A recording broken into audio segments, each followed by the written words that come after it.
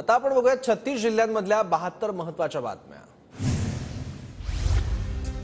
बोरिवलीत पीयूष गोयल यांनी नमो यात्रा काढली। जन आशीर्वाद प्रचार रथासह निघालेल्या नमो यात्रेचं जोरदार स्वागत। भाजप आणि महायुतीतील कार्यकर्ते यात्रेत सहभागी। कमल का फूल।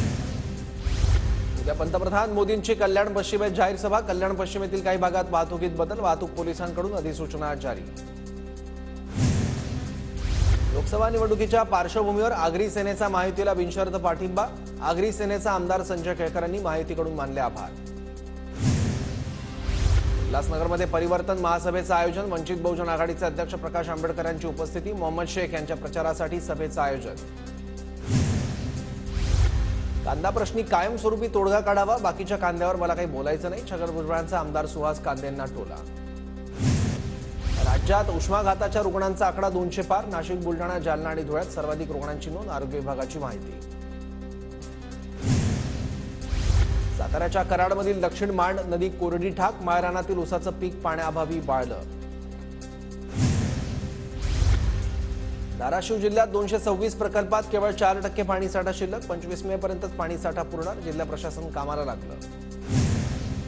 यवतमाळच्या वणी शहरात 10 ते 12 दिवसाआड पाणी पुरवठा। मनसेचं मुख्याधिकाऱ्यांना निवेदन। निवेदनाकडे दुर्लक्ष केल्यास आंदोलनाचा इशारा। परभणी शहरात ढगाळ वातावरण। ढगाळ वातावरणामुळे तापमान घसरलं। हवामान विभागाकडून जिल्ह्यात 2 दिवस पावसाचा अंदाज। परभणीच्या बोरीमध्ये वानरांची पाण्यासाठी भटकंती। पाणी टंचाईमुळे प्राणीही हैराण। ताण भागवण्यासाठी वानरांची मानवी वस्तीकडे धाव। मराठवाड्यातील धरणांच्या पाणी पातळीत घट। जायकवाडी धरणात फक्त 6% पाणीसाठा शिल्लक। संभाजीनगर शहराला पाणी पुरवठा करण्यासाठी आपत्कालीन पंप सुरू। परळी तालुक्यातील चांदापूर तलावातील पाणीसाठा 0%वर। परिसरातील नागरिकांना पाणी टंचाईचा सामना करावा लागतो। शेतकऱ्यांकडून तलावातील गाळ उपसा सुरू। लातूरच्या अहमदपूर तालुक्यातील 19 साठवण तलाव कोरडे। तालुक्यातील शेतकऱ्यांसमोर पाण्याचा प्रश्न। शेती पीक संकटात। रत्नागिरी जिल्ह्यात पाणी टंचाई। जिल्ह्यातील 200 वाड्यांमध्ये पाण्याचा प्रश्न। नागरिकांची तारांबळ। पुण्यातील भीमाशंकर परिसरातील पाझर तलावात 14% पाणीसाठा। भीमाशंकर परिसरातील नागरिकांना पाणी टंचाईच्या झळा। मालेगावात प्रहार दिव्यांग क्रांती संघटनेकडून निवडणूक यंत्रणेच्या विरोधात मोर्चा। हजारो दिव्यांग मतदानापासून वंचित। फक्त 26 मतदारांची घरपोच दिव्यांग नोंदणी। भंडारा शहरातील रस्त्यावरील खड्डे बुजवण्याच्या मागणीसाठी लक्षवेधी आंदोलन। शरद पवार गटाचे विधानसभा प्रमुख अजय मेश्राम यांचं खड्ड्यांमध्ये बसून आंदोलन।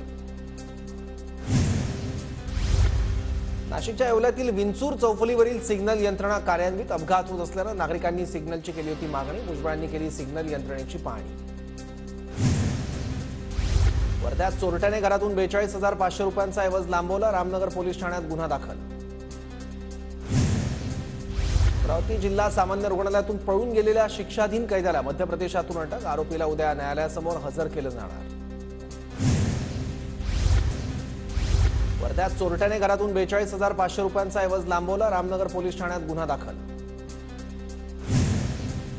अमरावती जिल्हा सामान्य रुग्णालयातून पळून गेलेल्या शिक्षाधीन कैद्याला मध्य प्रदेशातून अटक। आरोपीला उद्या न्यायालयासमोर हजर केलं जाणार।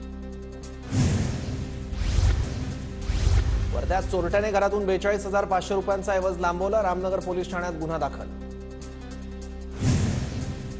अमरावती जिल्हा सामान्य रुग्णालयातून पळून गेलेल्या शिक्षाधीन कैद्याला मध्य प्रदेशातून अटक। आरोपीला उद्या न्यायालयासमोर हजर केलं जाणार।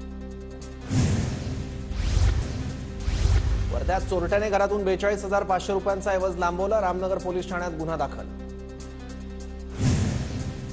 अमरावती जिल्हा सामान्य रुग्णालयातून पळून गेलेल्या शिक्षाधीन कैद्याला मध्य प्रदेशातून अटक। आरोपीला उद्या न्यायालयासमोर हजर केलं जाणार। लातूरच्या बाभळगावात महावितरणच्या विद्युत प्रवाह उतरल्यानं खासगी कामगाराचा मृत्यू। खासगी कामगार कोणाच्या सांगण्यावरून काम करत होता? चौकशी करून दोषींवर कारवाई करण्याची मागणी। गावच्या वाकडीत नागरिकांकडून रास्ता रोको। महिलेच्या मृत्यूची चौकशी करून दोषींवर कारवाई करण्याची नागरिकांची मागणी। अकोल्याच्या बाळापूरमध्ये तहसील आणि पंचायत समिती कर्मचारी आणि अधिकाऱ्यांचा बेशिस्तपणा। सकाळी 11 वाजताही कार्यालय सामसूम। धाराशिवमध्ये प्रवाशांना तिकीट ऑनलाईन पद्धतीने भरण्याची व्यवस्था। मात्र तांत्रिक अडचणीमुळे प्रवाशांची तारांबळ।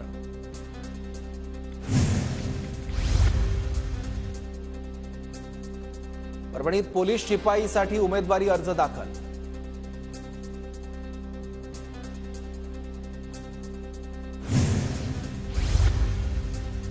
पीक कर्ज वाटपाच्या अनुषंगाने बँक प्रशासनाचं नियोजन. नवीन स्केल ऑफ फायनान्सनुसार पीक कर्ज वाटपाच्या सूचना. वाशिम जिल्ह्यात खरीप हंगाम पेरणीपूर्वीच 75% शेतकऱ्यांना कर्ज वाटप करा. जिल्हाधिकारी भुवनेश्वरी एस यांच्या बँकांना सूचना. धाराशिवमध्ये महावितरणकडून हेल्पलाईन कक्ष सुरू. पावसामुळे वीज पुरवठा खंडित झाल्यावर नागरिकांची गैरसोय टाळण्यासाठी महावितरणचं पाऊल.